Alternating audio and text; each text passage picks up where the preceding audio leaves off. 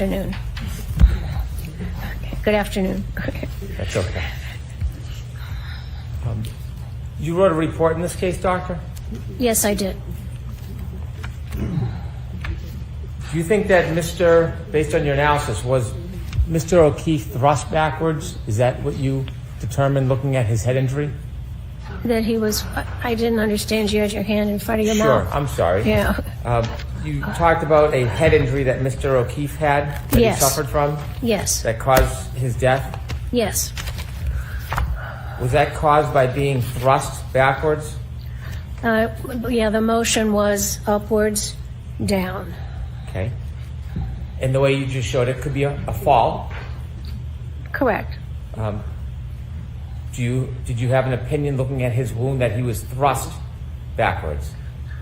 What do you mean thrust? Well- His body went backwards. There may have been some applied force to it.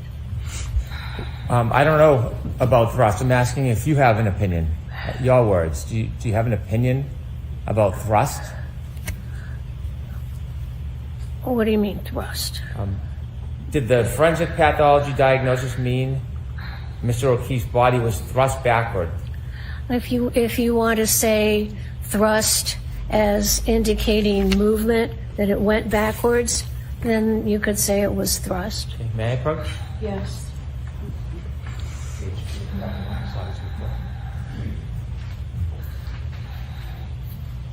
I'm showing you page 2 of your report, Dr. Laposada. Yes. I'm just going to ask you to read it, not out loud, and then I can ask you the question after we take it, but I want to Yes. take a look. Yes. Are you familiar with that? No, absolutely.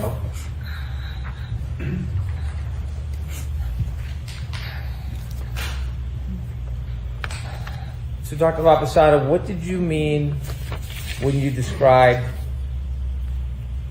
that Mr. O'Keefe's body was thrust backward from a standing position?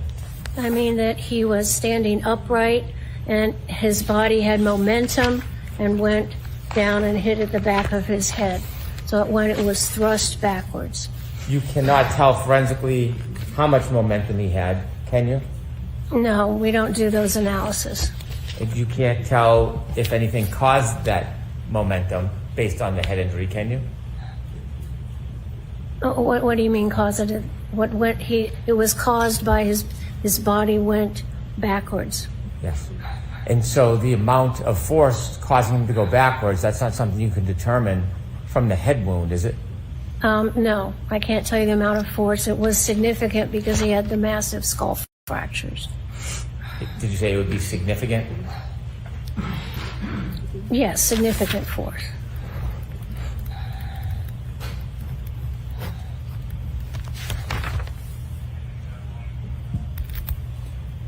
In modern medicine, there are a number of different machines that can help us see the brain, like a CAT scan, perhaps?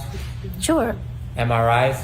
Yes. Would you agree with modern medicine that the use of MRIs and CAT scans and other tools give a clinician equal, if not better, opportunity to examine the brain as actually cutting it and holding it in your hand?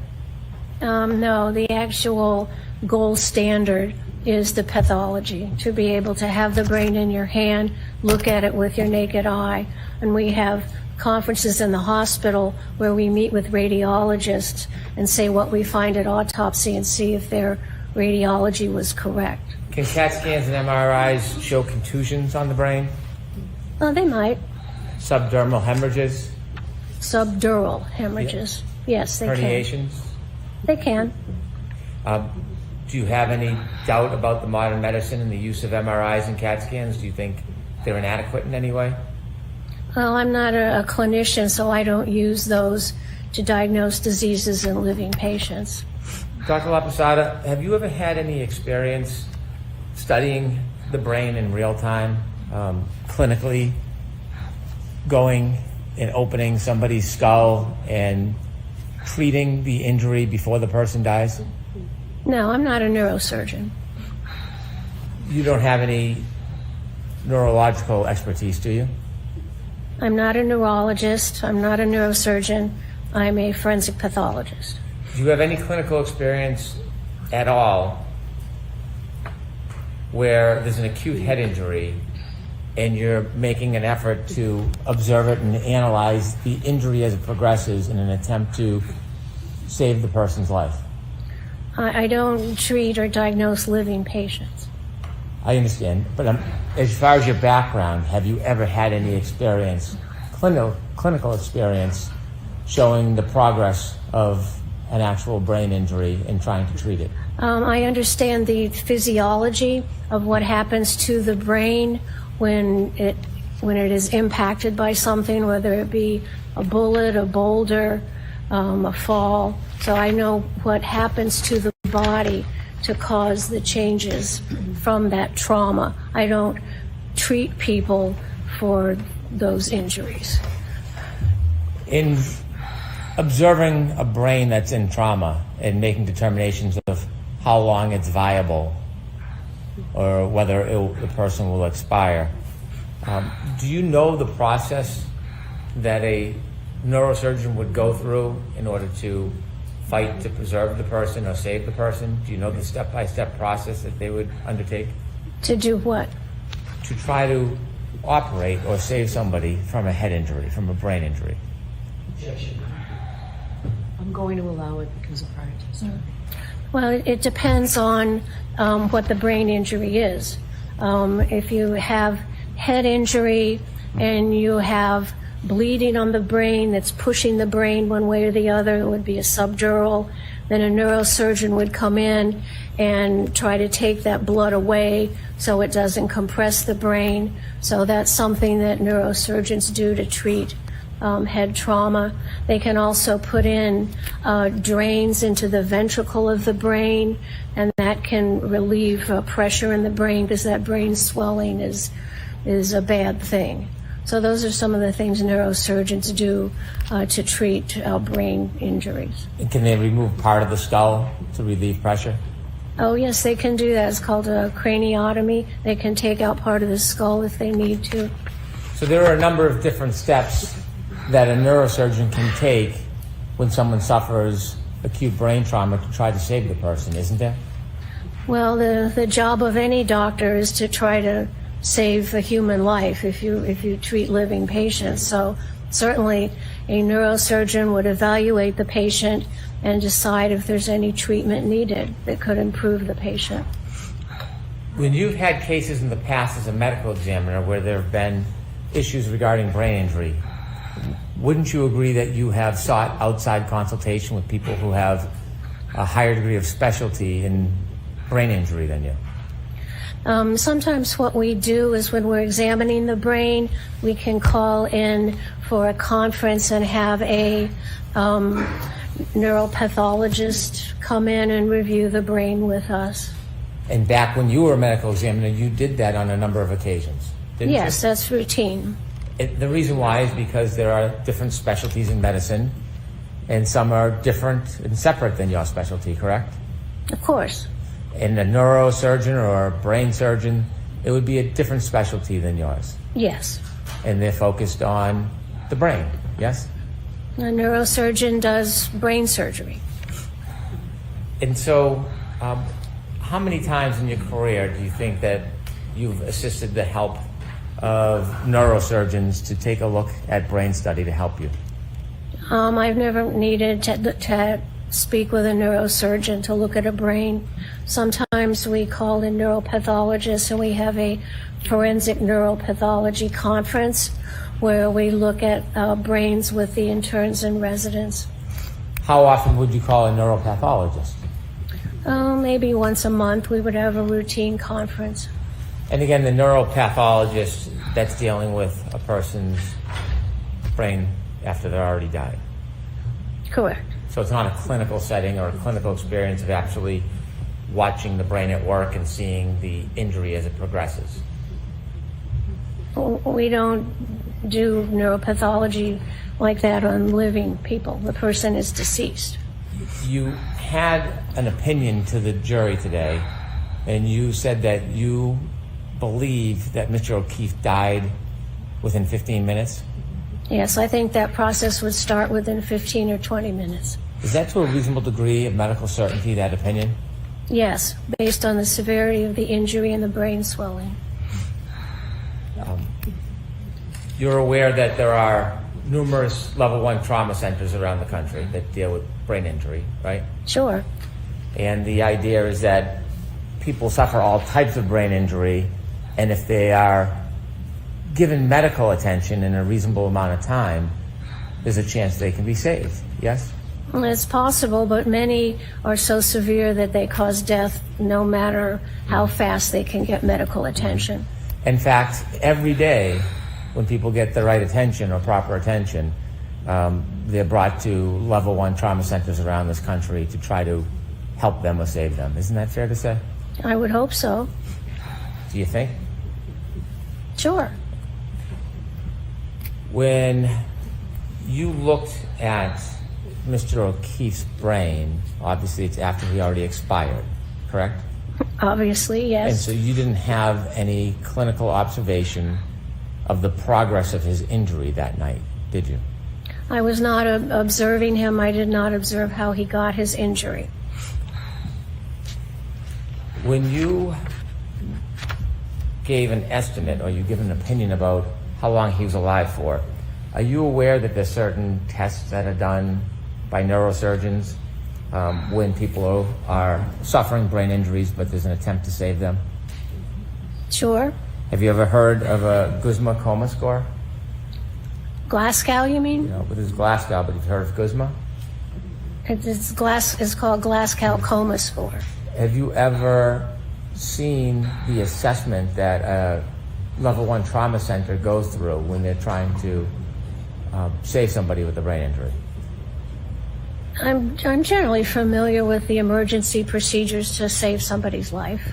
Have you ever read any statistical studies attempting to correlate the brain injury with the time somebody would live for?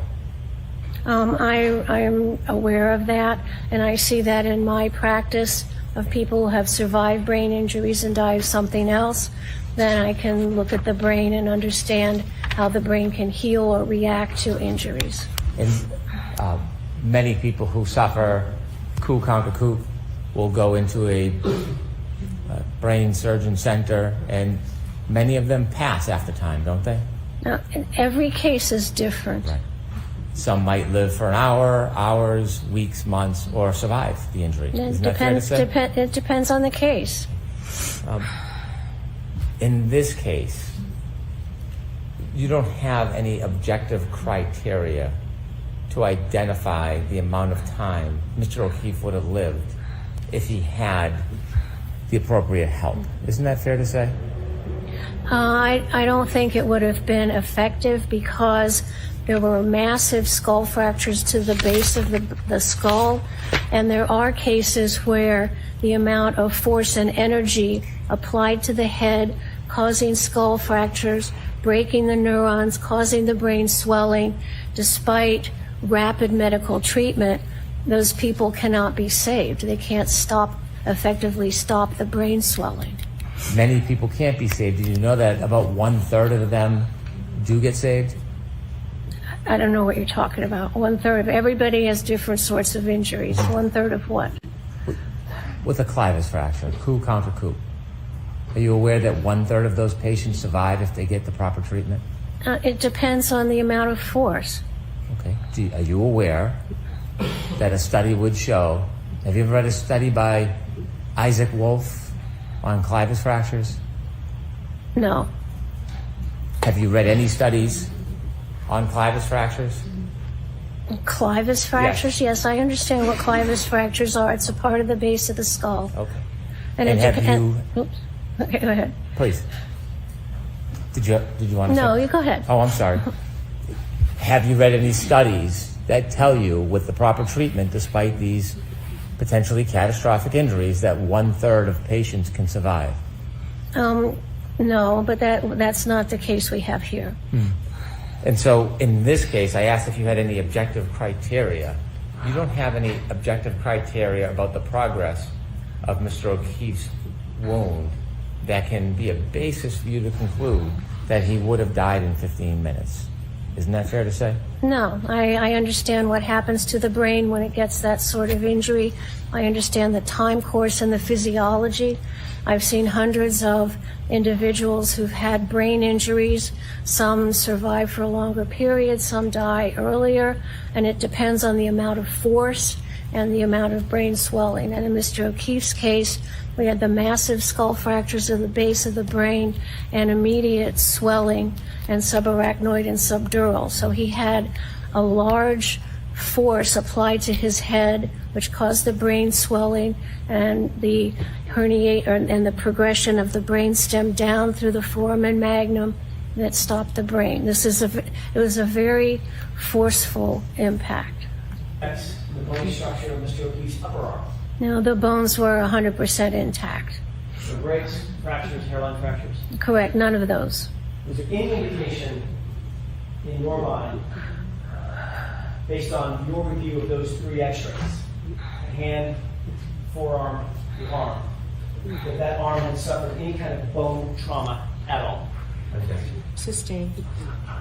Was there any indication, based on your review and your expert opinion, that his arm had been broken, fractured?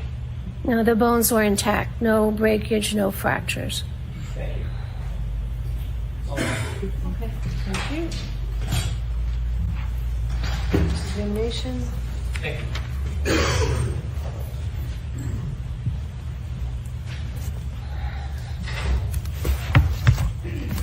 Good afternoon, Dr. Laposada. 6 minutes till the afternoon. Good afternoon. That's okay. You wrote a report in this case, doctor? Yes, I did. Do you think that based on your analysis, was Mr. O'Keefe thrust backwards? Is that what you determined looking at his head injury? That he was, I didn't understand you had your hand in front of your Sure, mouth. I'm sorry. Yeah. You talked about a head injury that Mr. O'Keefe had, that Yes. he suffered from, Yes, that caused his death. yes. Was that caused by being thrust backwards? Yeah, the motion was upwards, down. Okay. And the way you just showed it could be a fall. Correct. Did you have an opinion looking at his wound that he was thrust backwards? What do you mean thrust? Well- His body went backwards. There may have been some applied force to it. I don't know about thrust. I'm asking if you have an opinion. Your words. Do you have an opinion about thrust? What do you mean thrust?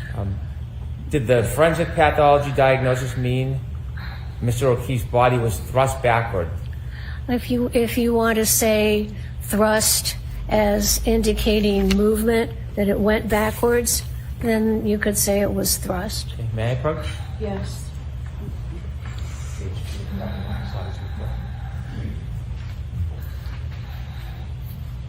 I'm showing you page 2 of your report, Dr. Laposada. Yes. I'm just going to ask you to read it, not out loud, and then I can ask you the question after we take it. But I want to. Yes. Take a look. Yes. Are you familiar with that? No, absolutely.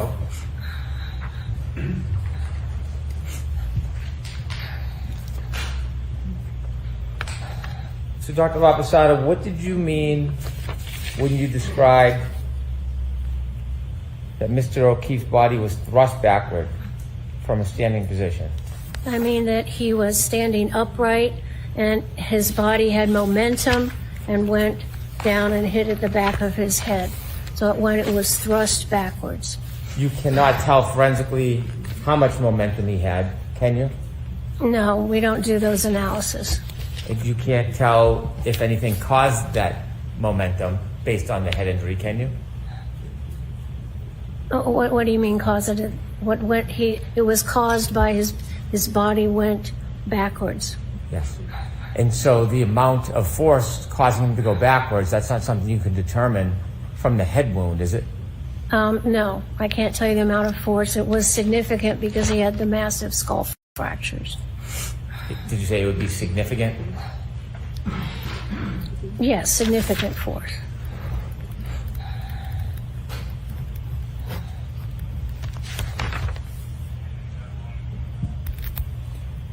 In modern medicine, there are a number of different machines that can help us see the brain, like a CAT scan, perhaps, Sure. MRIs. Yes. Would you agree with modern medicine that the use of MRIs and CAT scans and other tools give a clinician equal, if not better, opportunity to examine the brain as actually cutting it and holding it in your hand? No, the actual gold standard is the pathology, to be able to have the brain in your hand, look at it with your naked eye. And we have conferences in the hospital where we meet with radiologists and say what we find at autopsy and see if their radiology was correct. Can CAT scans and MRIs show contusions on the brain? Well, they might. Subdermal hemorrhages? Subdural hemorrhages. Yes, they Herniations? can. They can. Do you have any doubt about the modern medicine and the use of MRIs and CAT scans? Do you think they're inadequate in any way? Well, I'm not a clinician, so I don't use those to diagnose diseases in living patients. Dr. Laposada, have you ever had any experience studying the brain in real time, clinically, going and opening somebody's skull and treating the injury before the person dies? No, I'm not a neurosurgeon.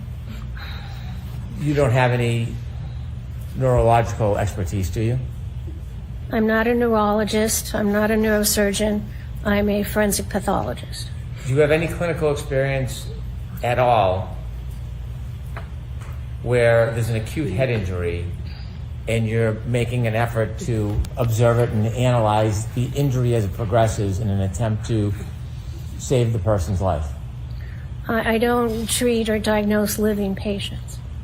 I understand, but as far as your background, have you ever had any experience, clinical experience, showing the progress of an actual brain injury and trying to treat it? I understand the physiology of what happens to the brain when it is impacted by something, whether it be a bullet, a boulder, a fall. So I know what happens to the body to cause the changes from that trauma. I don't treat people for those injuries. In observing a brain that's in trauma and making determinations of how long it's viable or whether the person will expire, do you know the process that a neurosurgeon would go through in order to fight to preserve the person or save the person? Do you know the step-by-step process that they would undertake? To do what? To try to operate or save somebody from a head injury, from a brain injury. Objection. I'm going to allow it because of prior testimony.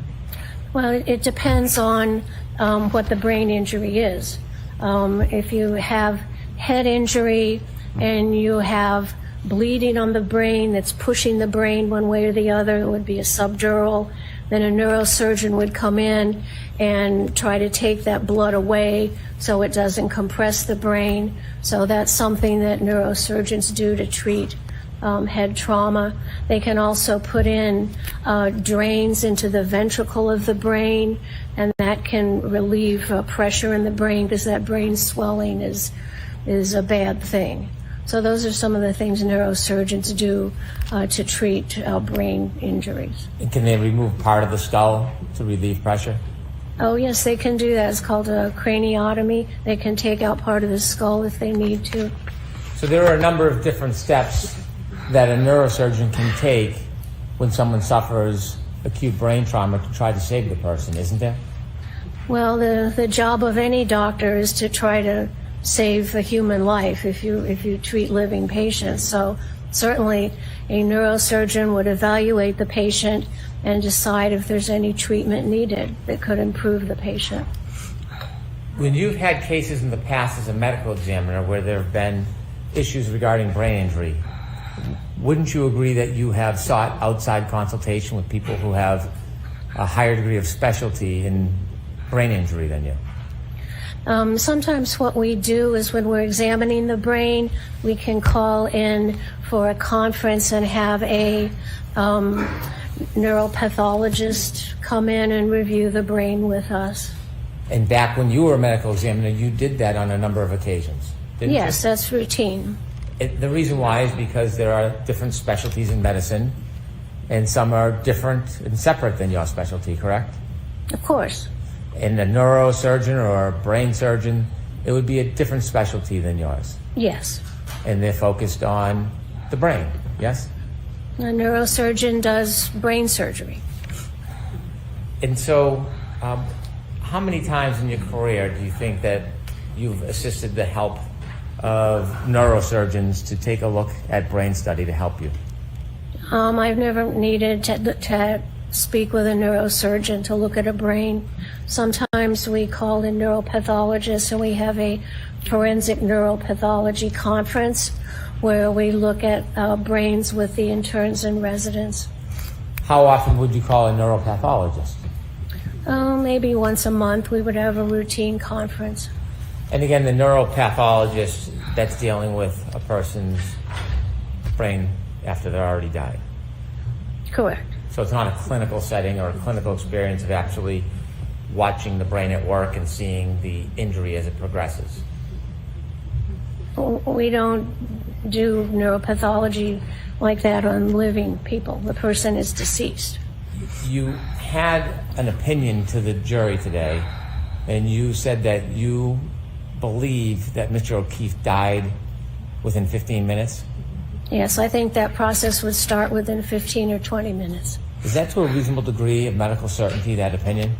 Yes, based on the severity of the injury and the brain swelling. You're aware that there are numerous level 1 trauma centers around the country that deal with brain injury, right? Sure.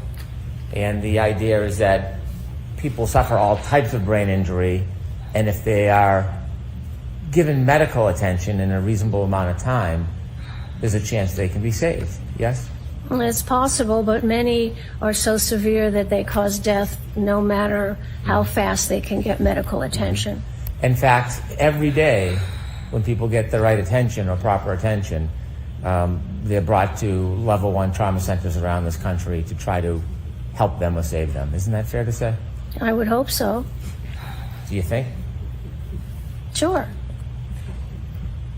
When you looked at Mr. O'Keefe's brain, obviously it's after he already expired, correct? Obviously, And yes. so you didn't have any clinical observation of the progress of his injury that night, did you? I was not observing him. I did not observe how he got his injury. When you gave an estimate or you give an opinion about how long he was alive for, are you aware that there's certain tests that are done by neurosurgeons when people are suffering brain injuries but there's an attempt to save them? Sure. Have you ever heard of a Guzman coma score? Glasgow, you mean? You know, but it's Glasgow, but have you heard of Guzman? It's called Glasgow coma score. Have you ever seen the assessment that a level 1 trauma center goes through when they're trying to save somebody with a brain injury?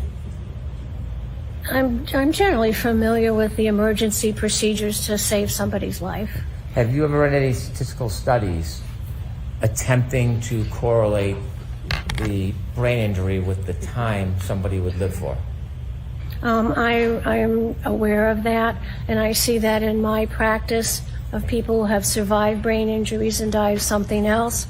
Then I can look at the brain and understand how the brain can heal or react to injuries. And many people who suffer coup will go into a brain surgeon center, and many of them pass after time, don't they? Now, every case is different. Right. Some might live for an hour, hours, weeks, months, or survive the injury. Isn't that fair to say? It depends on the case. In this case, you don't have any objective criteria to identify the amount of time Mr. O'Keefe would have lived if he had the appropriate help. Isn't that fair to say? I don't think it would have been effective because there were massive skull fractures to the base of the skull, and there are cases where the amount of force and energy applied to the head, causing skull fractures, breaking the neurons, causing the brain swelling, despite rapid medical treatment, those people cannot be saved. They can't effectively stop the brain swelling. Many people can't be saved. Did you know that about 1/3 of them do get saved?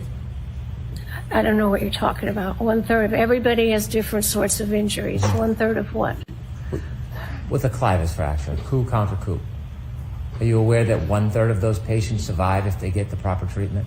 It depends on the amount of force. Okay. Are you aware that a study would show, have you ever read a study by Isaac Wolf on clivus fractures? No. Have you read any studies on clivus fractures? Clivus fractures? Yes, I understand what clivus fractures are. It's a part of the base of the skull. Okay. And And it have depen- you- Oops. Okay, go ahead. Please. Did you want to No, say? you go ahead. Oh, I'm sorry. Have you read any studies that tell you with the proper treatment, despite these potentially catastrophic injuries, that 1/3 of patients can survive? No, but that's not the case we have here. And so in this case, I asked if you had any objective criteria. You don't have any objective criteria about the progress of Mr. O'Keefe's wound that can be a basis for you to conclude that he would have died in 15 minutes. Isn't that fair to say? No, I understand what happens to the brain when it gets that sort of injury. I understand the time course and the physiology. I've seen hundreds of individuals who've had brain injuries. Some survive for a longer period, some die earlier, and it depends on the amount of force and the amount of brain swelling. And in Mr. O'Keefe's case, we had the massive skull fractures of the base of the brain and immediate swelling and subarachnoid and subdural. So he had a large force applied to his head, which caused the brain swelling and the and the progression of the brain stem down through the foramen magnum that stopped the brain. It was a very forceful impact. You examined his brain after you looked at photographs. You can't tell us objectively when his brain swell started. It started immediately after impact. And you can tell us what the progress of that brain swell was by looking at his post-mortem photos. By looking at the post-mortem photos and the post-mortem examination, I can tell the degree of force from the extensive skull fractures that were present. What was the degree of force?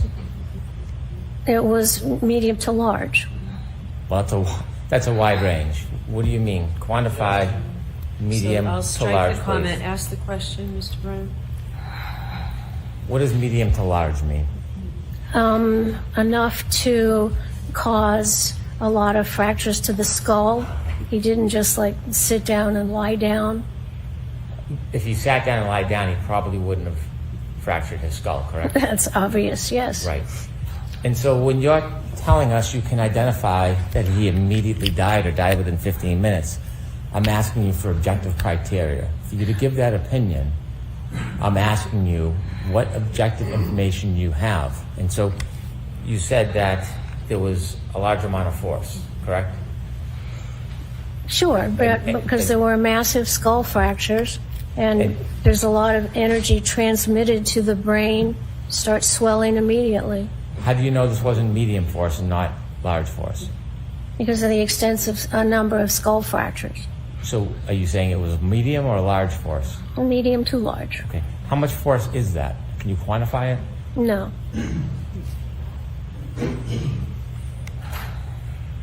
What other objective criteria do you have to support your opinion that Mr. O'Keefe died within 15 minutes? My training and experience of seeing thousands of deceased people from head injuries and knowing some of their clinical course when they get immediate medical treatment, they don't survive. But you would agree many do. Depends on the case. And in this case, you didn't have any opportunity to observe the progress of Mr. O'Keefe's injury that night, correct? Judge, you want to? I'm going to allow that. I wasn't there. You had- The body told me what happened to it. You have no assessment of the development of his brain injury and how much time it took that night, do you? I do, from understanding the significant skull fractures and the swelling of the brain and the compression of the brainstem that all happened very rapidly because of the amount of force that caused all those skull fractures on the base of the skull that actually then hemorrhaged into his upper eyelids. That's a large amount of force. Was gross edema found on his brain? I think it was swollen, yes. But was that a finding? Yes. Where did you see that finding? Well, in order to have the herniation of the brainstem, the brain swells. Where did you see that finding? I can't answer that. I just know it from understanding, looking at the pathology. So at the end result, at some point, Mr. O'Keefe had gross edema. In order to get the brain stem hemorrhages, the only way you get that is because the brain has swelled, and there's no, after injury, tissue swells, and there's no place for the brain to go when it swells except down into the natural hole in the bottom of the skull where the spinal cord goes down. So that's where the pressure goes. So that seeing the brainstem herniation tells you that the brain has swollen a lot. Undoubtedly, but it doesn't tell you when it began to swell or the progress of that swell, does it? I don't know what you mean. You see inevitably because of the swelling, there's the suffocation, but when you see that, you don't know when the swelling began or how quickly it progressed. You can't tell that from an autopsy. Yes, you can, because of the severity of the skull fractures. I know there was a lot of force, and that force applied causes you to go unconscious, then your brain swells. If there was just like one skull fracture, then that's a little bit different. But this was massive skull fractures on the base of the skull. So there's a lot of force applied. So I know because there's a lot of force applied to cause the skull fractures that the brain would swell rapidly. You would be unable to identify the rapidity of the swelling if you don't know the amount of force. Isn't that fair to say? Well, I do know the amount of force because of the amount of skull fractures. In what you know is, in your words, medium to large force. Yes. You've heard of periorbital ecchymosis, Yes. and that's sometimes called raccoon eyes. Well, periorbital ecchymosis just means bleeding and bruising around the eyes. And you saw the bruising around Mr. O'Keefe's eyes, didn't you, in the photographs? Well, it wasn't bruising caused by blunt force trauma to the eye. It was bleeding in the upper eyelid because the plates above the eye and the base of the skull were fractured by the brain hitting it. So, and that's a result of basilar skull fractures and not the application of force directly to the eye. Would you agree it takes a few hours for the bleeding to accumulate in the person's eyes? No. As soon as you break the skull bones and the heart's pumping, the blood comes out of those injuries. It starts to accumulate right away. It starts within minutes. You can see it. So you would disagree with the suggestion that it takes at least 1 to 2 hours for that bleeding to occur in the eyes. You disagree with that? I do disagree with that. It starts immediately. Do you have any studies that you've relied on or literature or support for that? I understand the physiology of what happens when you get those skull fractures and the density of the blood vessels. And if your heart is pumping, you pump the blood out those broken blood vessels into this small area above the eye. And it can happen within minutes. Do you have any studies or literature to support that? That's my training experience. I can't cite you a particular article at this time. I could certainly go look it up and bring it to you. Okay. Let me ask you questions about the wounds to the back of Mr. O'Keefe's head. Yes. You see a linear abrasion? Yes, vertical lines, yes.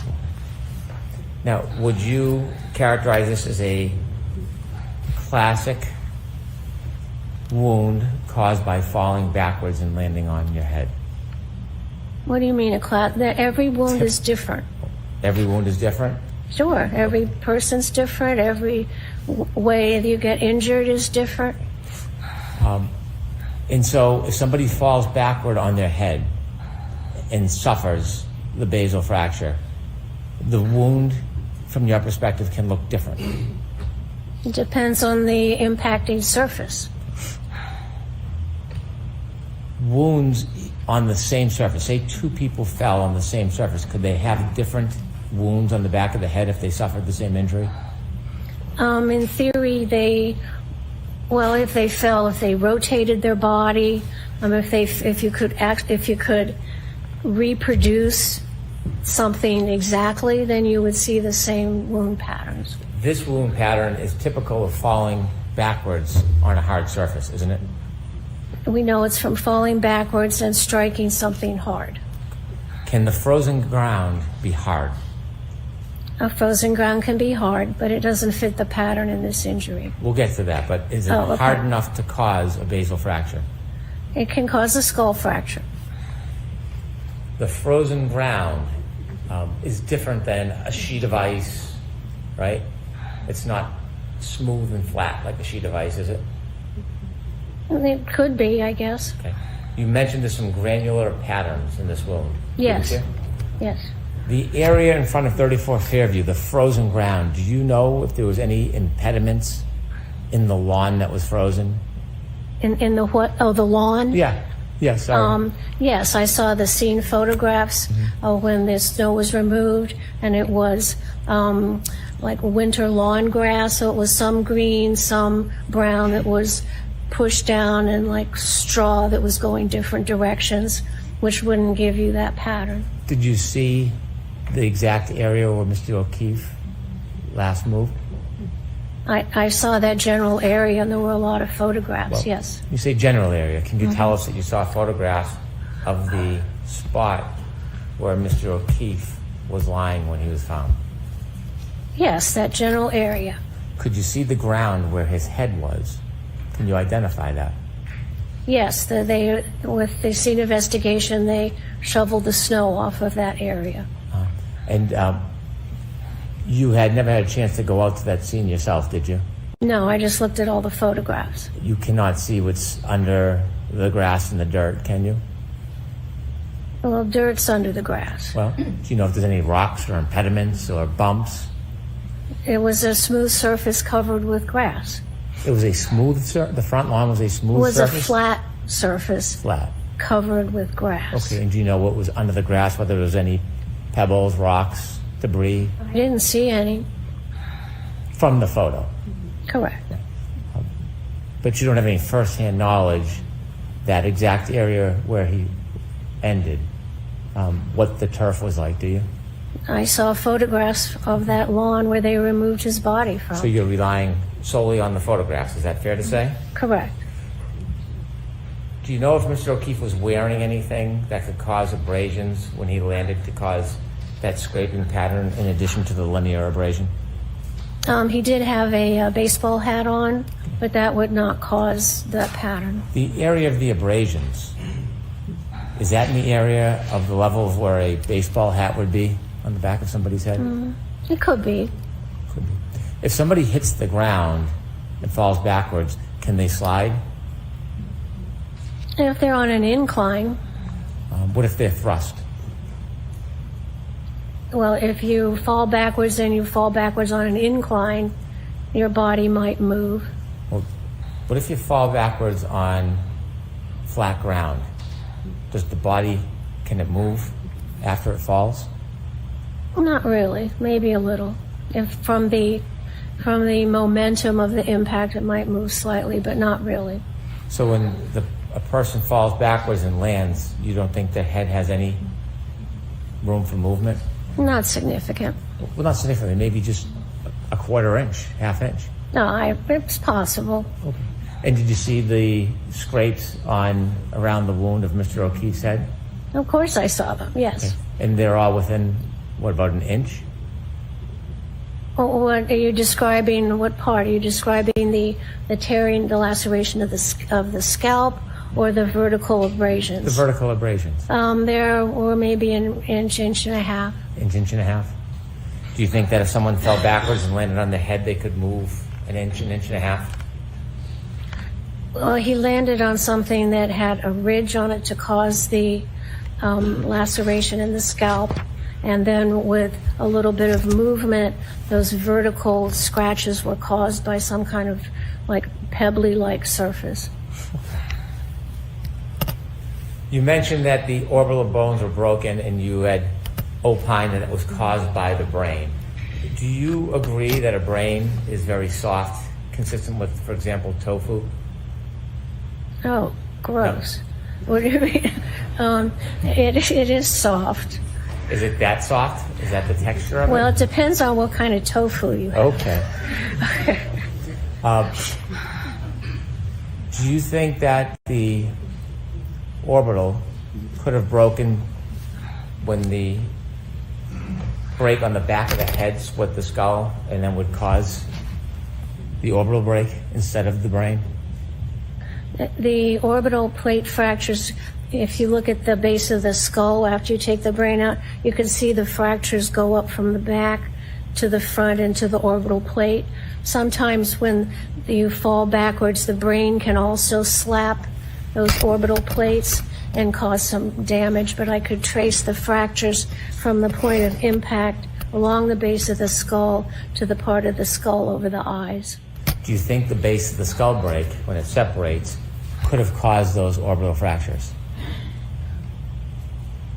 I don't understand your question. Okay.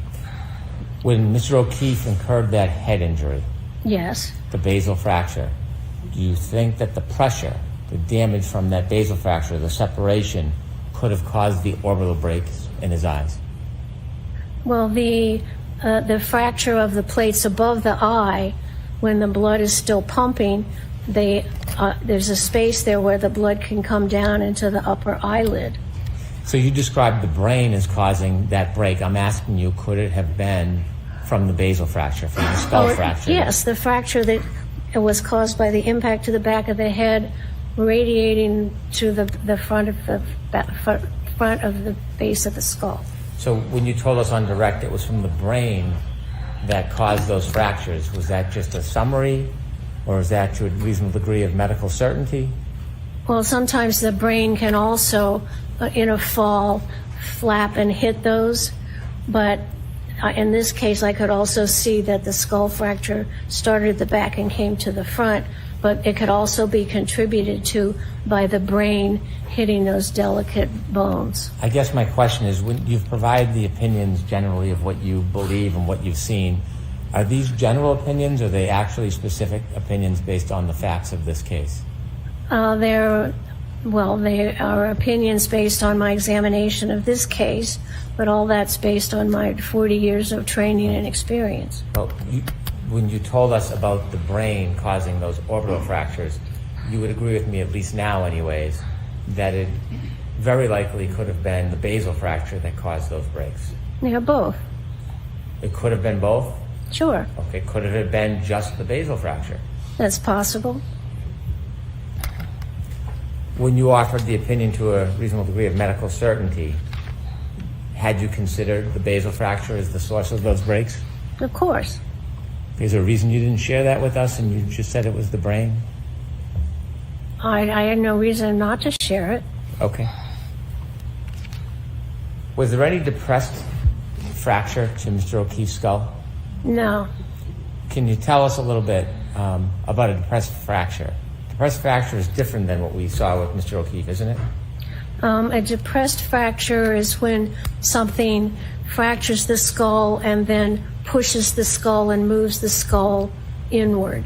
This just had a fracture, but it didn't move the skull inward.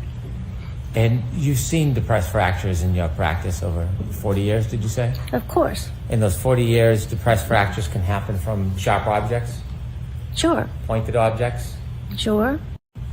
If someone hit a person in the back of the head with enough force, with like a hammer, for example, that could leave a depressed skull fracture, couldn't it? Certainly. You can hit somebody on the head with a hammer, and cause the fracture, and then the continued force will move that fracture into the brain.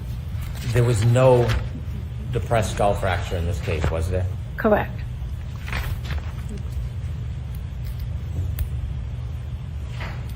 You gave some opinions today about you gave some opinions about wounds on Mr. O'Keefe's arm. I'd like to talk to you a little bit about that. Sure. Could we have that photo brought up, please?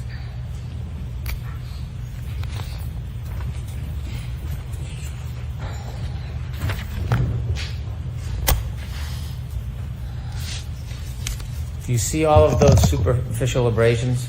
Yes, I see patterned injuries. Right. Would you agree that they're superficial abrasions?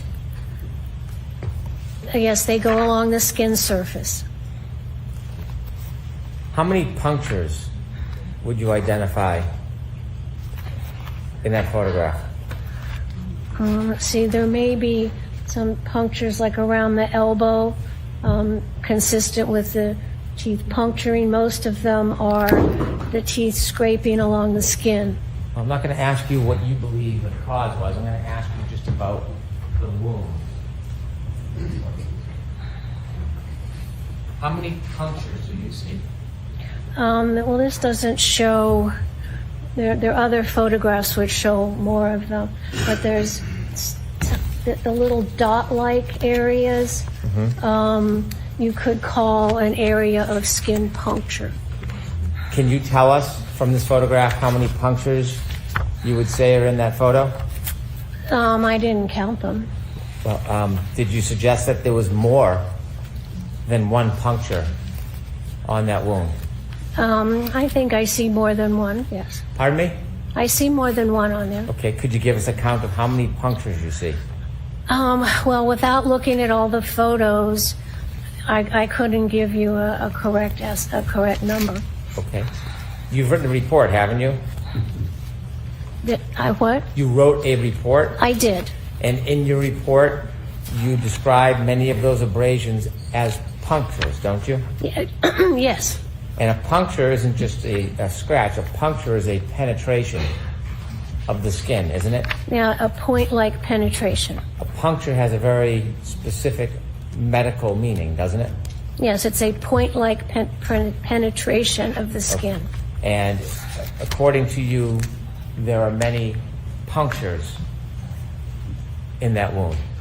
Yes, I can see 1, 2, 3, 4, 6 or 7. Can medical professionals disagree on opinions about wounds and causes? I suppose they can.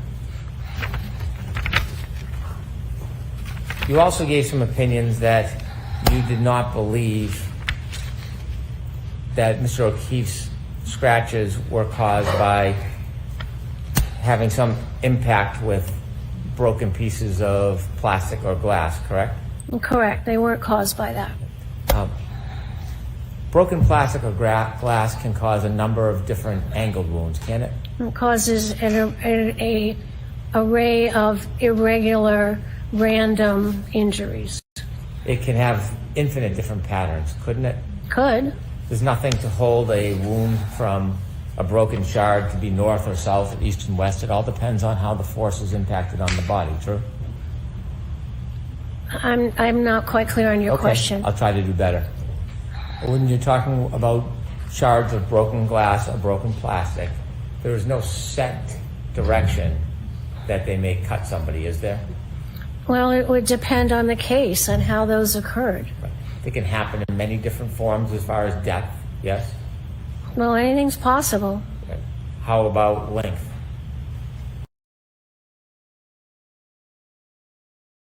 Depending on how the injury occurred, the length of the wound? Sure.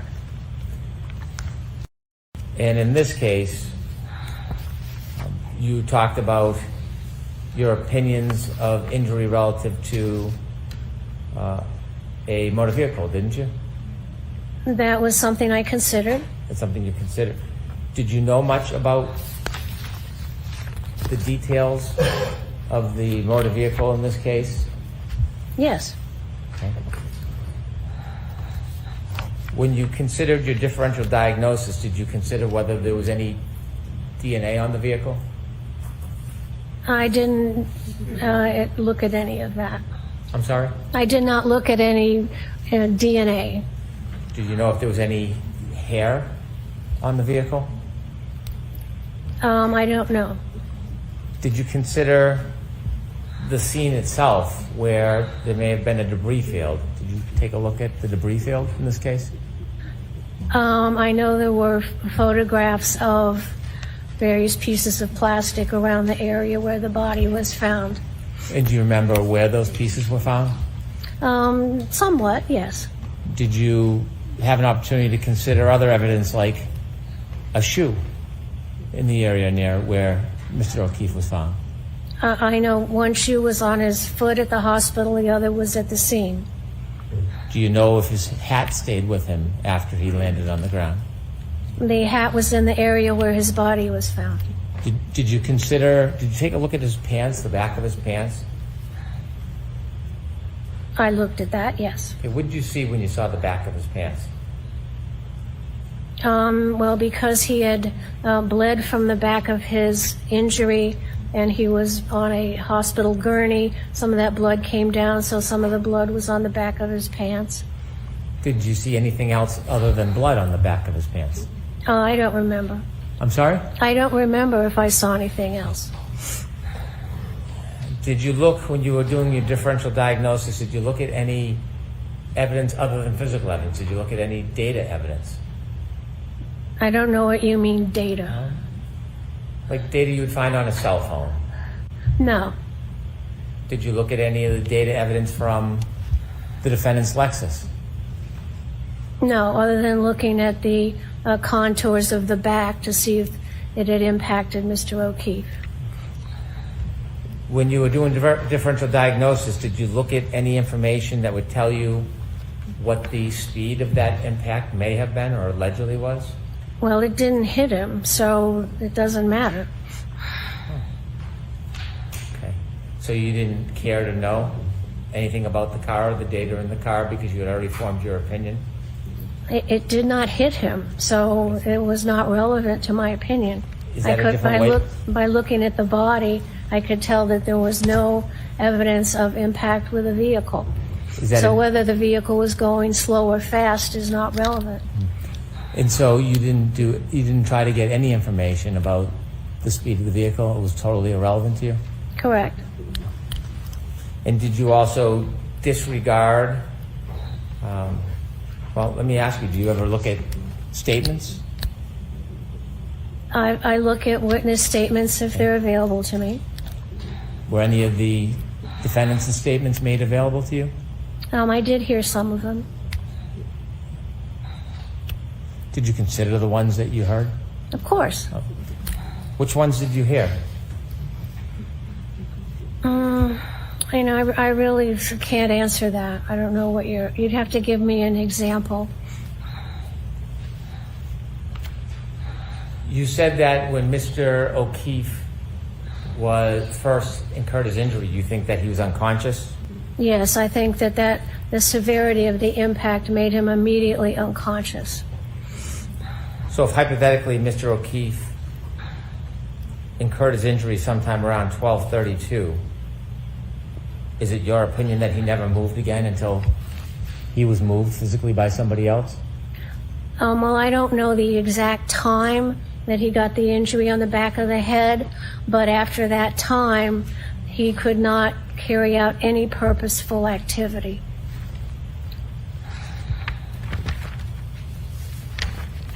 May I approach Sidebar, Your Honor? Okay. Oh, my word, ladies and gentlemen. Folks were wondering, where's Hank going with this? Where is Hank Brennan going with this? Ladies and gentlemen, she reviewed none of the data in the case. That was me opening my towel Red Bull. Did you know I got a towel chicken sandwich? Could you tell Towel's anxiety went down? I'm sorry, I don't always do the best job, but ladies and gentlemen, you know what I do a good job of doing? That was a good sentence. Covering trials and speaking into a microphone for 12 hours a day, as long as I can sit down so I don't collapse. Ladies and gentlemen, from Towel to you, we are monitoring moments as Hank Brennan just crescendoed his cross of the penultimate Karen Reed and John O'Keefe defense witness to the point where first of all, Hank Brennan was about to introduce Karen's own statements and ask the doctor about them. The doctor almost opened the door, but smartly was like, I don't remember actually what Karen said. Oh, yeah? Hold on.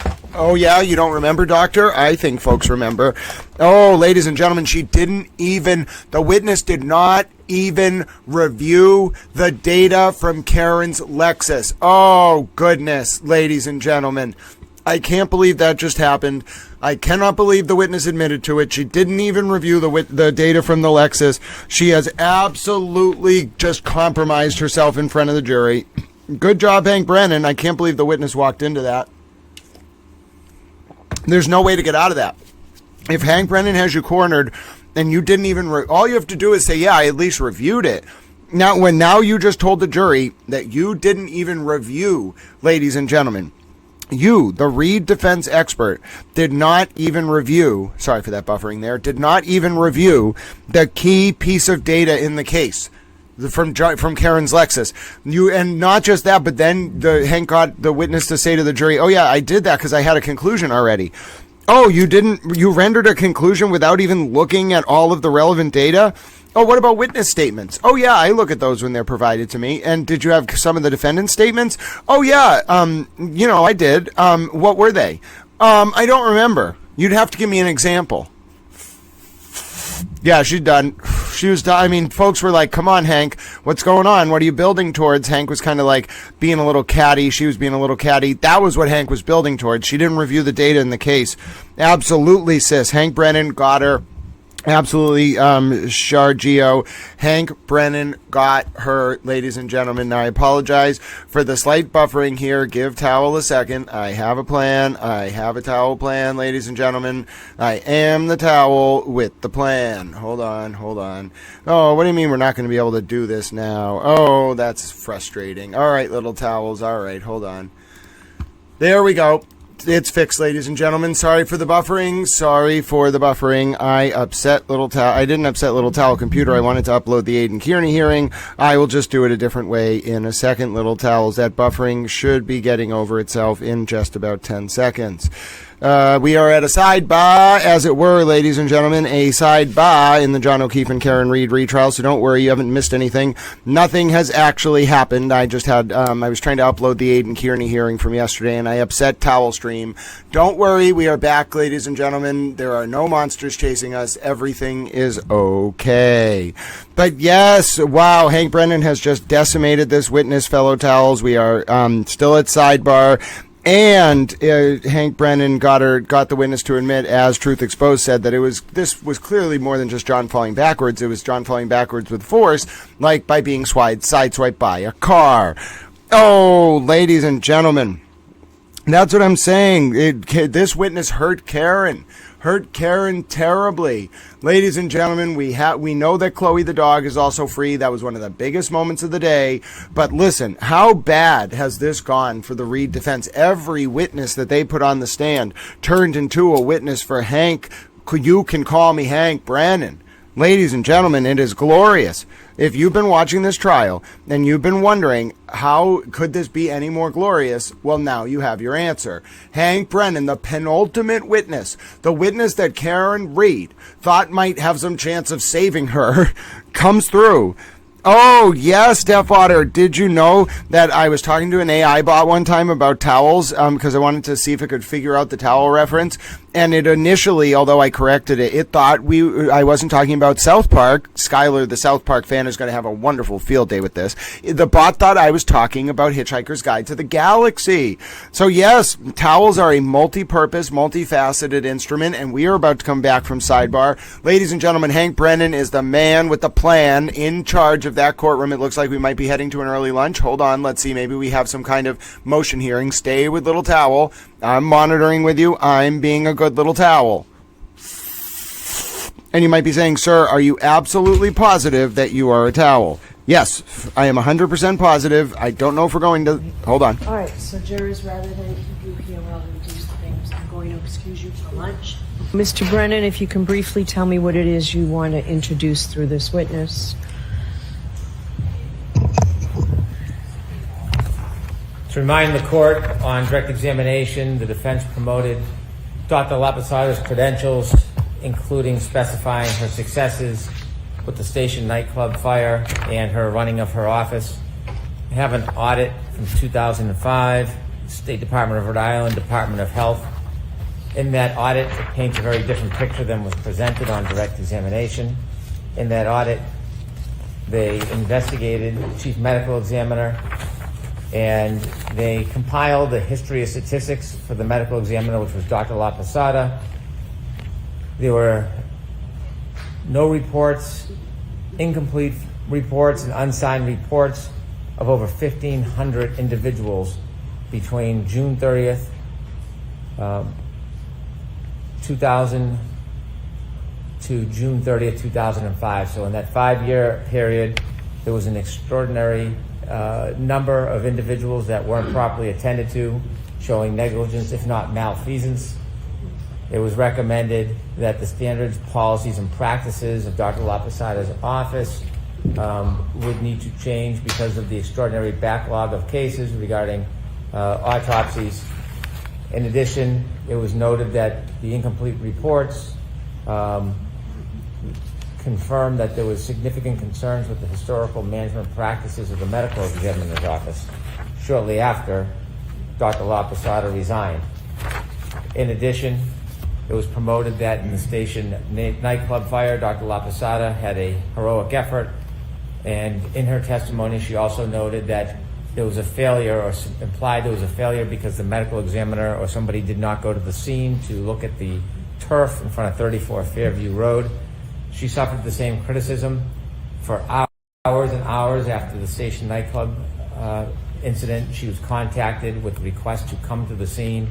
She refused to come to the scene, did not appear for at least 17 hours, directly on point to the claims that she's making against other people is the same conduct she engaged in on a more extreme scale. She testified in Commonwealth versus Tompkins. In Commonwealth versus Tompkins, she was listed and testified as an expert, attempted to testify as an accident reconstructionist, which was denied. Inevitably, the court made conclusions. Actually, in that case, her efforts to be an accident reconstructionist were denied. Then she testified in a case called Patino.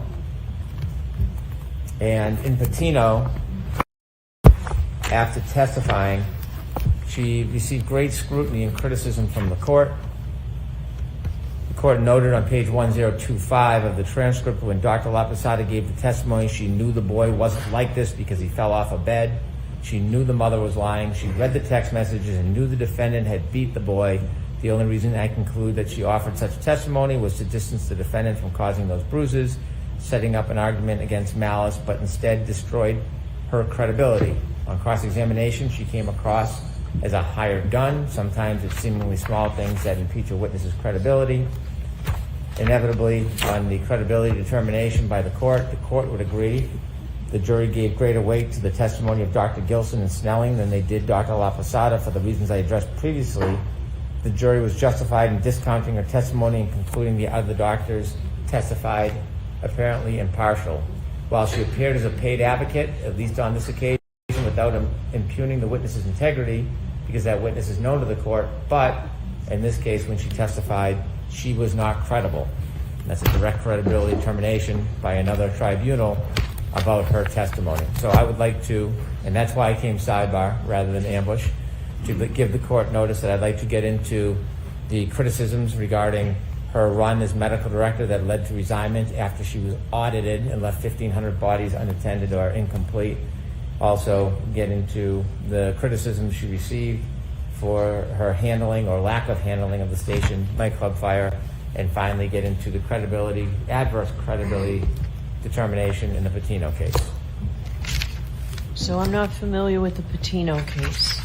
So I'll need a copy of that. Yes. All right, Mr. Jackson, I'll hear you. Thank you, Your Honor. First of all, Mr. Brennan said that the audit established that, as the chief medical examiner, the audit revealed that she left 1,500 bodies unattended, was his quote. Bodies unattended. That's absolutely not what happened in that situation. It was a political situation. The medical director for Rhode Island came in and took over. He began to change protocols and cut quality control. He said he did not want a second set of eyes on any of the reports, not the autopsies. There was never a suggestion, ever, that an autopsy was not performed efficiently and timely. Never.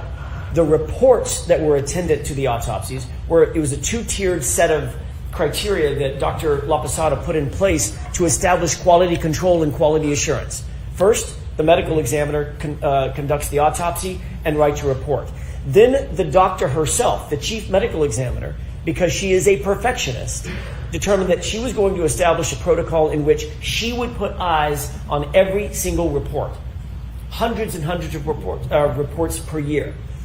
In doing so, she had to prioritize which reports were going to take a priority, which ones were being subject to litigation, which ones were going to be subject to criminal cases, and which ones were never going to be subject to any review at all. For instance, if somebody was found, let's say somebody that was without family, etc., found and unidentified, there's no litigation attendant to that report, she would put that report aside and get to that report after she dealt with the reports that were on sort of on the front burner, if you will. After, by the way, none of the reports were ever not done. They were all completed. There were a small fraction of reports, according to the audit and according to Dr. Laposada herself, that had to take a back seat. When the medical director came in 2005, by the way, this is 25 years ago, right? These are autopsies that were performed, and the audit was performed for autopsies and reports dealing with the year 2000. It's 2025. This is 25 years ago. When the new medical director came in for Rhode Island, he said, I don't want any review of any of the reports because it's more efficient and it's faster to get the reports out in a timely fashion. She resisted and said, I will never, ever, and she was published saying this, I will never, ever sacrifice quality for speed. I want the highest quality coming out of this office. They had a difference of opinion. She walked away because he was asking her, the new medical director was asking her to sacrifice quality of the conduct that she was undertaking as the chief medical examiner for the state of Rhode Island. So it's a very different circumstance than was just suggested. No bodies were ever left unattended, ever. Certainly did not involve the other phrase that was just used is negligence and malfeasance. It was a backlog, and they had a very public political fight over it. Number two, with regard to the Station nightclub fire, her staff was on location immediately. She, as the chief medical examiner, was there the same day. So that's of no legal moment. It's of no consequence. It certainly has nothing to do with her opinions and conclusions in this case. The Tompkins case, we've already talked about that in voir dire, Your Honor. The Tompkins case dealt with an issue dealing with accident reconstruction, which she's not undertaking. I'm not asking her, and she ain't saying. I've excluded that part of it, based partially on the Tompkins case. Right, and I don't know anything about the Patino case, and what I would say is, given the fact, look, we don't know what the facts of that case were. We don't know what the trial was about. We don't know what the cross-examination was about. We don't know why she was called. We don't know what she looked at. We don't know why she was looking at what she did look at. We don't know why she didn't look at things that she might not have looked at. We don't know why her opinions and conclusions were ultimately rendered. We would have to have a trial within a trial, which I would be happy to undertake if someone gives me a file. Happy to do that. But I don't think we want to do that. I don't think the court wants to do that. Also, I will say, I don't think that attacking this witness's credibility is in good faith by the Commonwealth. Mr. Brennan himself has hired Dr. Laposada personally no fewer than 4 or 5 times. Maybe it's 3 or 4 times. He knows her qualifications. He knows the quality of her work. He's actually undertaken to consult with her as a medical examiner and a consultant. So I don't believe that these last two issues are in good faith. I don't believe the station fire has anything to do with anything because she was late, according to Mr. Brennan, in coming to the actual location. She was there the same day, and she had an entire staff that was there immediately. And in terms of the audit, it's a 25-year-old political fight that isn't quite what Mr. Brennan made it out to be. So I don't think any of these things are relevant for cross-examination. I'll submit. All right. I just want to make a note that Attorney Jackson has a way with words to just inflate or make things up. I have not hired Dr. Laposada 4 or 5 times. And so that is just a mischaracterization which he likes to do for the public. But the reality is I've used her a few times, and the last time I used her, I'm not going to disclose why I don't use her anymore because it would be unfair without her in the room. But the suggestion that somehow I'm endorsing the qualifications of this witness, I am not. That's what I'm going to say on the record. Okay. So the first two, the backlog issue, if we can call it that, with the ME's office, I'm going to allow the Commonwealth to get into that through questioning. Same with the station nightclub fire, based on the testimony already in evidence. Those two areas, and Mr. Jackson, without leading, you can certainly go back and rehabilitate her. But those two will come in. I'm not going to do anything with Tompkins because I used it for the basis of keeping out what appeared to me to be biomechanical engineering opinions of this witness, and she's not qualified to do that. So I have not read Patino. I will read it over the lunch break and see if we get anywhere with that. Okay, so I need a copy of that. I want you to give Mr. Jackson a copy as well. I will. Okay? He has a copy. Okay, so, I didn't know that. I appreciate that. all right. You want to do any other thing? I don't know if you want to handle it now or after lunch or later, but I want to address the issue of the three. Okay, so let's mark those now. Sure.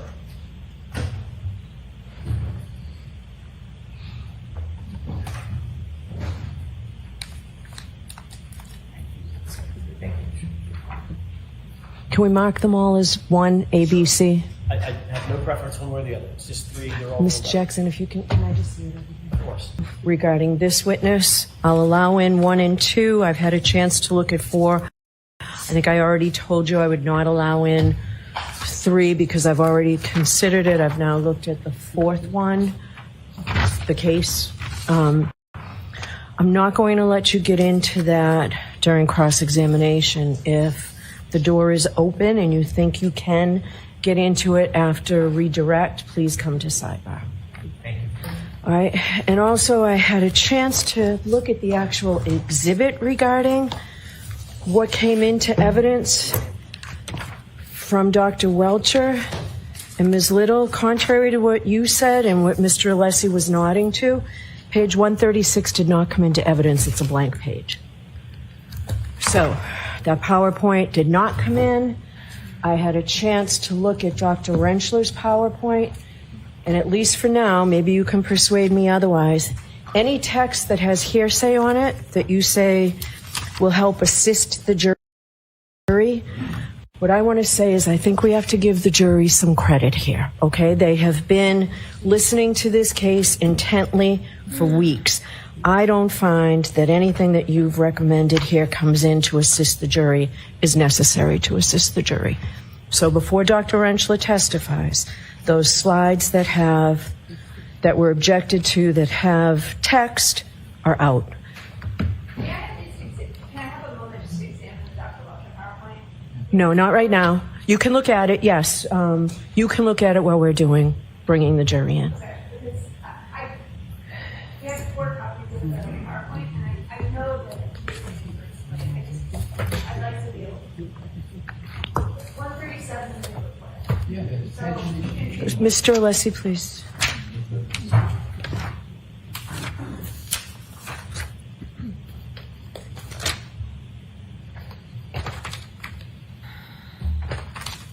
(136, 137, and 138 are all blacked out. All right, are the jurors on their way, right?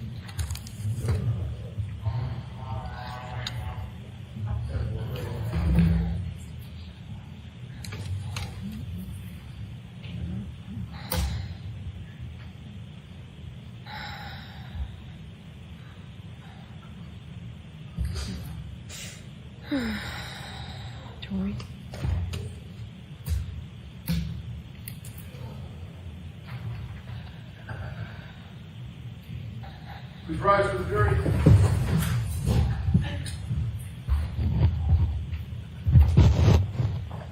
That's actually the witness breathing. It is not the woman in the movie Pretty Woman who screams out in the restaurant that I'll have what she's having.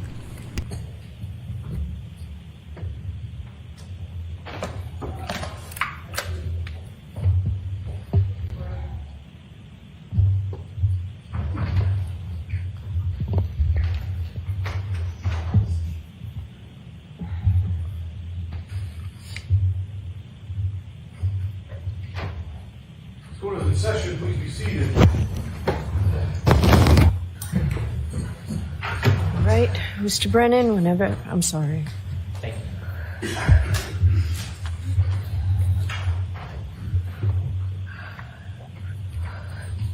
Good afternoon, Dr. Laposada. Good afternoon. Am I on point now? You are. You were asked on direct examination about your qualifications. You were a medical examiner for the state of Rhode Island. Is that fair to say? Yes, I was the chief medical examiner. For 20 years? 12 years. I'm sorry, 12 years. When's the last time you worked as a medical examiner? In 2005. When's the last time that you conducted an autopsy? I've done probably a handful of autopsies, private autopsies in my consulting practice. Since 2005? Correct. When do you think the last time you did one is? Maybe 4 years ago, four or 5 years ago. 4 or 5 years ago? Yes. Okay. Since you left the medical examiner's office, have you had any specialized training in brain injuries? It's all part of keeping up with the medical literature and knowing the forensic pathology literature, reading medical literature. So it's a continuing endeavor to keep yourself educated with medical updates. Since you left the medical examiner's office, have you had any specialized training in brain injuries? I've not gone to a course on brain injuries. Since you left the medical examiner's office, have you taught any students on brain injuries? Yes. Have you given any classes or seminars on brain injuries? Yes, I have. And Coop, how many times have you experienced that as a medical examiner, that condition? Well, I myself haven't experienced it, which was good. But in cases, hundreds of cases, it's a common injury. You said you did differential diagnosis. That is to exhaust any potential bias you have, correct? Well, a differential diagnosis is to think, how many ways can you get this finding? And it does help prevent bias. Did you say on direct examination part of the benefit of differential diagnosis is to make sure that you don't have a bias? Yes, yes. In order to eliminate bias, you're supposed to look at all reasonable alternatives, correct? Yes, that's part of it, making a differential diagnosis. So you don't just look at a person's body, come to a conclusion, and ignore other evidence. That would kind of defeat the purpose of differential diagnosis, wouldn't it? Well, you always have to look at all the evidence. And so if you didn't look at all the evidence and you disregarded some of the evidence because you had already made up your mind, that really wouldn't be the proper study of differential diagnosis, would it? Right, I don't do that. I'm sorry, ma'am. I don't do that. I always look at all the evidence. And would you look at all the evidence even if it was contrary to whatever opinion you want to give in court? Well, the evidence allows me to come to an opinion. So it's not like I decide on some opinion I want to give and then look for the evidence. The evidence is going to tell me what happened to the body. So you would never say, like, I don't need to look at that evidence. If it's presented to you, you'd look at it and study it and consider it in differential diagnosis? Sure, it may or may not apply, but I'd look at it. Because if you did that and said, well, I don't need to look at this, and it was relevant evidence, that would defeat the whole idea of differential diagnosis, correct? Well, you always want to look at all the evidence that's going to help you decide what happened to the body. If you were to ignore relevant evidence because you already made your mind up, that could create some type of bias. even if well- you're not recognizing it, correct? Well, I don't make my mind up. I make it up on all the evidence I have. Then if something else other evidence comes up later, I have to reevaluate everything and consider that new evidence. When you were talking about car collisions, I don't want to belabor the point, but you didn't major in physics, did you? In what? You didn't major in physics, did you? No, I took physics, but no, didn't major in it. Okay. And the last time you took physics was probably, what, undergrad? Correct. Thank goodness. You have no study in biomechanical engineering? No, I'm not a biomechanical engineer. Understood. You never taught courses in accident reconstruction, have you? Only in terms of looking at the injuries on the body and showing how that they could or could not have occurred from impact with a motor vehicle. Have you taught classes in accident reconstruction? Only as far as it would affect the findings on the body. Do you know what I mean by when I say accident reconstruction? Well, accident reconstruction meaning, and I'm telling you that my expertise in accident reconstruction is restricted to looking at the body and then understanding how impacts may or may not have occurred to the body. I don't take a car and look at mileage and such like that. You don't do any studies of the actual vehicles, you're focused on the body? I'm focused on the body, but I also look at the vehicles to look at the points of impact that might be possible. You do not have any advanced study in biomechanics, do you? No. Okay. Now, you had mentioned that when you were in the medical examiner's office, you had a number of higher profile cases. Well, every case is important because somebody's dead. You pointed out some pretty specific ones on direct examination. Were those more important, the ones that were highlighted, or is that the same as every other case?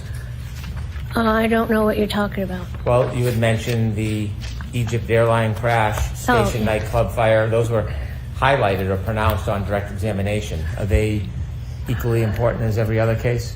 Oh, absolutely. Every person is my patient.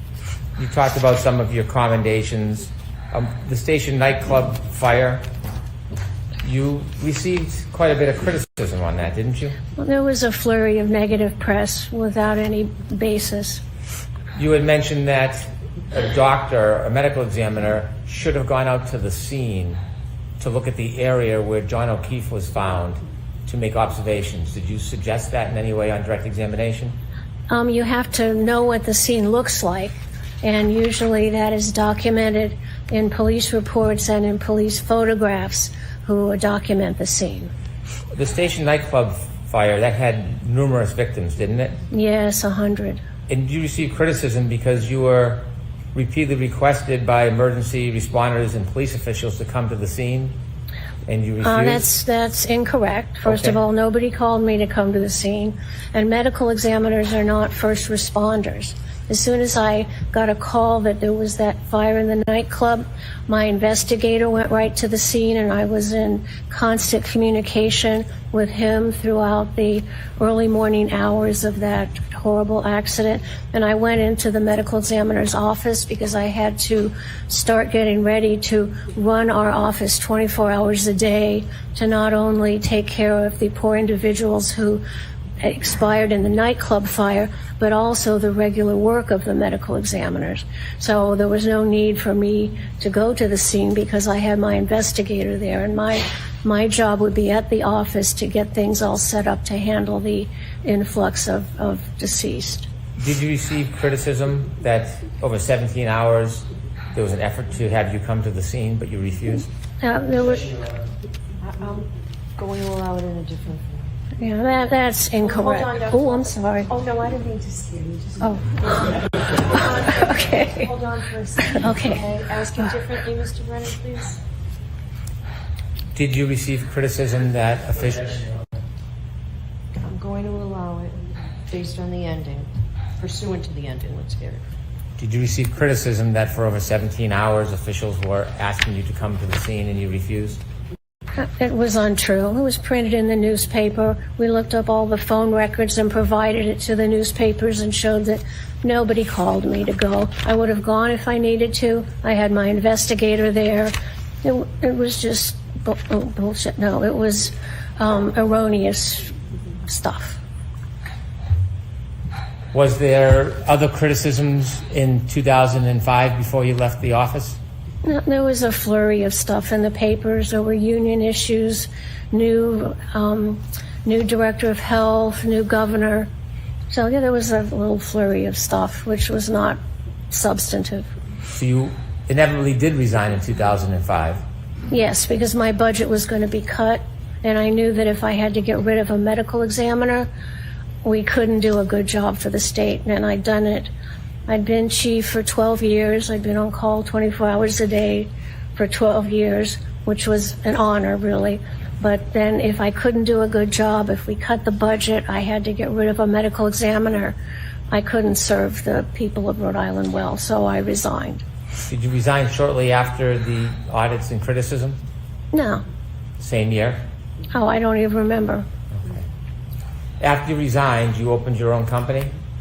Yes, I started an independent consulting practice. How much of your business is consulting? It's a consulting practice. Yep. How much of your business, how much of your income is consulting? 100%. It's consulting. Do you consult in both criminal and civil cases? Yes, I do. What percentage of cases are criminal cases? It's maybe half and half. Half criminal, half civil? I don't keep track of it in that way, but that would be a guess. I'm sorry, I'm sorry, I didn't hear you. I don't keep track of numbers of civil or criminal cases that I'm consulted in. If I had to give an estimate, it would be half and half. I've worked on over 1,000 cases in my private company.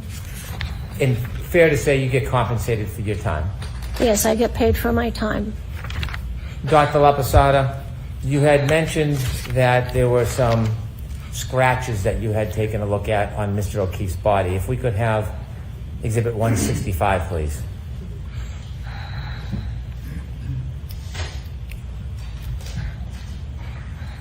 Now, would it be fair to say, Dr. Laposada, you do not know the genesis of that cut on Mr. O'Keefe's right eye? I do not know what caused it. I can tell you what didn't cause it, but I don't know what did cause it. You said that was from blunt force?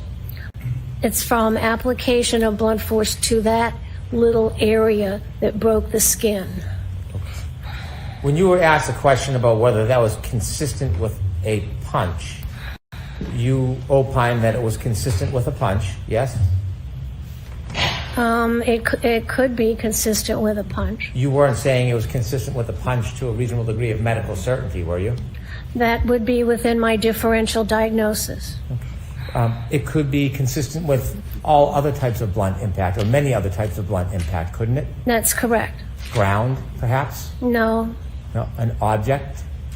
If it was an object that could get into that area under the eyebrow, yes. You mentioned the spoiler on the back of Miss Reed's Lexus. Do you remember that? I remember that. Do you know how tall John O'Keefe was? He's around 7 foot, 5'11", I think, 7'2", something around in there. No, he's more closer to 6'1". Does that make sense? Sure. Okay. And that spoiler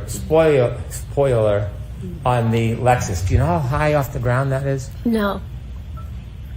Did you ever try to measure it or ask for photos or any information about that? No, I looked at the photos. Did you ever ask for any measurements or try to take any measurements? No. Could I have Exhibit 166, please? Did you see this cut on Mr. O'Keefe's nose? That's a scratch. It's not made by a sharp instrument. It's not a cut. It's a scratch. Is there any scratches on the left side? Do we have a photo of the left side? Please. And that you say that's a scratch, not a cut?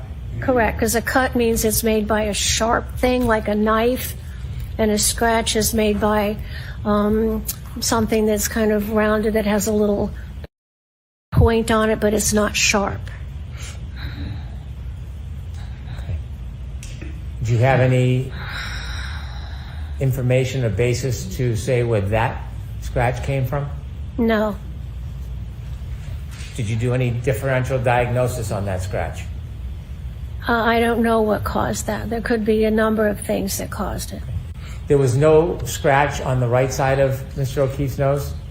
I don't see it one, no. Could you zoom in, Ms. Gilman? So the only scratch was on the left side?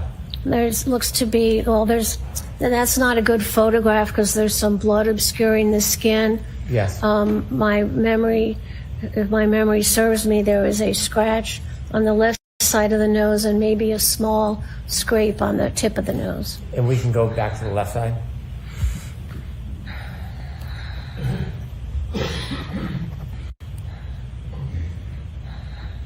And you said that could not have been caused by a sharp object? Correct. It's not an incised wound. Incised wound means a bladed, sharp cut. This is a scratch, not made by a blade. Were you aware the defendant made a statement that she pulled a piece of glass from the defendant's nose? No. And you would say that that wound is inconsistent with being caused by glass or a sharp object? It would not be caused by a blade. It could be caused by a piece of glass that was thick. I thought before I offered you that statement, you had said that it could not have been caused by glass. Do you now have a different opinion? I don't remember saying it couldn't have been caused by glass. Didn't you say it couldn't have been caused by glass or a sharp object? A sharp object. Like a sharp object, like it's not an incised wound made by a blade. It could be caused by something sharper that's thicker, but does not have a thin blade. So it could be caused by a thicker piece of glass.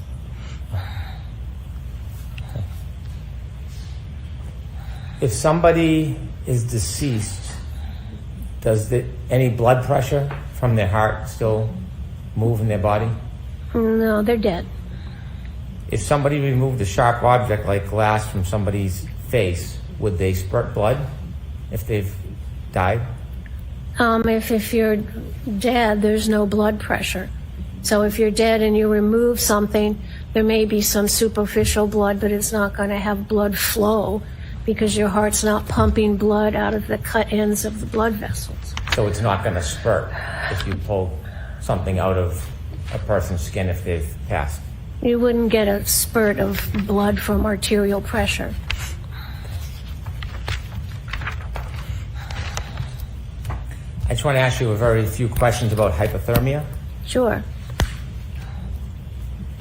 You mentioned that Mr. O'Keefe's body temperature at the hospital was 80 degrees. Yes. And there's different ways to take somebody's or a body's temperature, isn't there? Yeah, that was a rectal temperature, so that's a good representation of the body temperature. Is the variance between a common practice of taking temperature and by somebody's mouth and rectal, is it about a 3 or 4 degrees difference, or do you have a different experience?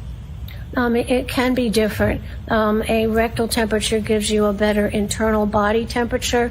The oral temperature, if you're breathing in or if you just had something cold in your mouth, may not register a proper temperature. So the rectal temperature is the preferred temperature for a medical diagnosis. 98.6 is an important temperature, isn't it? Yeah, it's our usual normal body temperature. And so, is there a standard? Is 95 degrees considered hypothermic?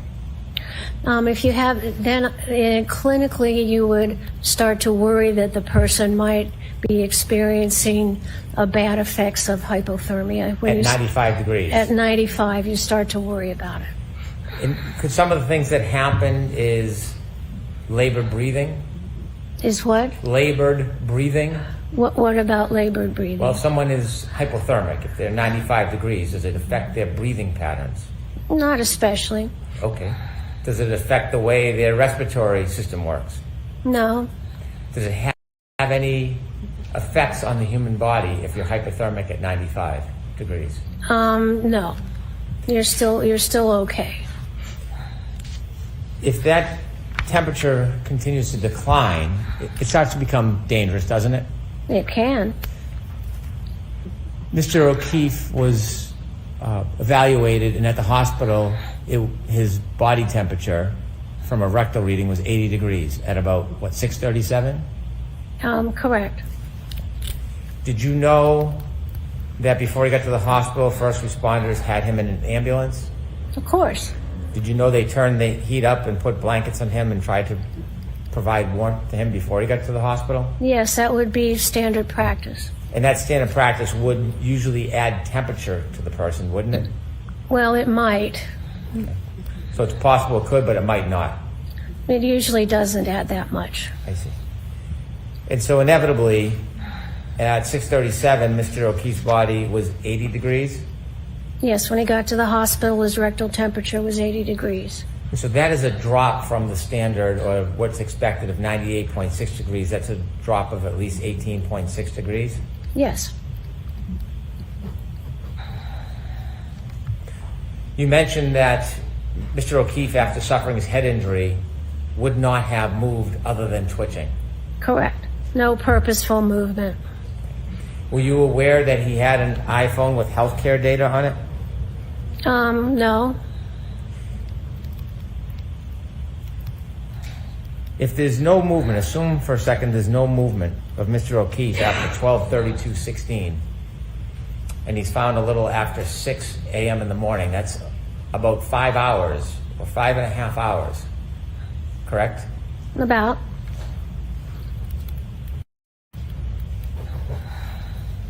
And if somebody is in the cold for 5.5 hours, that's consistent with dropping from 98.6 degrees to 80 degrees in body temperature, isn't it? If the person is dead, yes. If a person is outside in the cold and still alive, will their body temperature decrease? If they can, people can die of hypothermia, but that's not the case here. Well, not the ultimate death, but if somebody's outside and they're alive and they're lying in the snow and it's below freezing, will they lose body temperature? They will, especially if they're not bundled up well. And body temperature can drop from 2.5 to 4 degrees an hour? In a dead body. Okay. In a living person, it can drop 1.5 degrees. No. A dead body at room temperature will usually lose body temperature at like 1.5 degrees an hour. If a dead body is in a cold environment covered with snow and avalanche environments, the dead body can cool at 4 degrees per hour. And so a person who is in cold conditions, starting to be covered by snow, less than freezing, they can lose body temperature when they're living, can't they? If you're sure, you can. People die of hypothermia, but that's not the case here. Well, someone could be alive, lose body temperature, and not die. That can happen, can't it? Yeah. Right. So if someone is in the cold, let's assume they're not dead for a second. All They're in the right. snow, below freezing, not moving. Can that person lose body temperature if they're still alive? Sure. They just lie there. They can become hypothermic and die. Even before they become hypothermic, can they lose body temperature? Well, losing body temperature makes you hypothermic. Thermic is temperature and hypo means below. So your temperature goes down and you're hypothermic because it's going down. And people can survive from being hypothermic if they get the right care. Sure. And so in that 5.5 hours, it is consistent with a person being outside in the cold and starting at 98.6 and ending at 80. That's consistent with being in the cold for 5.5 hours, isn't it? For a dead body, yes. That's how a dead body would cool in a snow-covered cold environment. And it could also be consistent with somebody who is alive for some time and then dies, correct? I don't understand your question. Somebody could be out in the cold, under the snow, sub-freezing. They could be alive for some time. Their body temperature could drop. And then when they pass and die, their body temperature could continue to drop, probably at a more rapid pace. That still fits within No. 5.5 hours, doesn't it, Dr. Laposada? No. Because if someone can drop 4 degrees of body temperature in an hour, A dead body. yes, it would only take about a little over 4 hours if it was at 4 degrees to go from 98.6 to 80. Yes? Correct, yes. So he was exposed to that cold environment for 4 to 5 hours. If somebody was alive for a couple of hours, it's a lower rate, say they'd lose 3 degrees. And then, after that couple hours, they lose body temperature at 4 degrees, that would still fit and be consistent with a drop from 98.6 to 30 degrees, No. to 80 degrees, wouldn't it? No, you were saying a dead body cools in a cold environment at maybe 3 to 4 degrees an hour. And that has nothing to do with a living body and how long they can stay at a body temperature. Do you disagree that somebody could be alive, lose body temperature, out in the cold, freezing temperature below 32? They could lose body temperature at a certain rate, then pass, die, and then continue to lose body temperature. Is that possible? Anything's possible. It's just what's important is what happened in this case. I'm asking for your medical opinion, though, rather than to be an advocate. As far as your medical opinion, So sustained, and I'll strike that. as far as Dr. your, Laposada, Yes. could you listen to the question, please? Of course. Thank you, Your Honor. as far as your medical experience, could somebody be alive, outside, in the cold, below 32 degrees, not moving, covered by snow, still alive, and lose body temperature? Sure. And then could they, after an hour, 2 hours, could they then die and continue to lose more body temperature? Sure.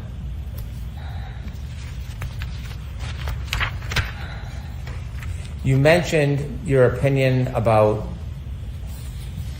injury on Mr. O'Keefe.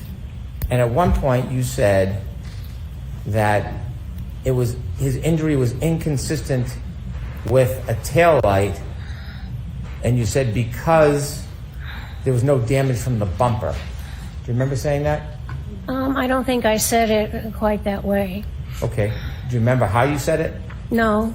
Do you remember discussing or raising the issue of a bumper as part of your equation, that the injury to Mr. O'Keefe was inconsistent with the injuries?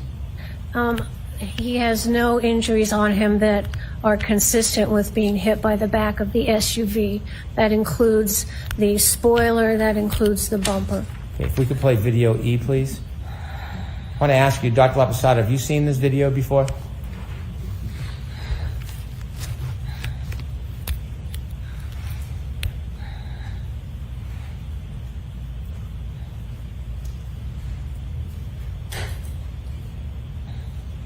No.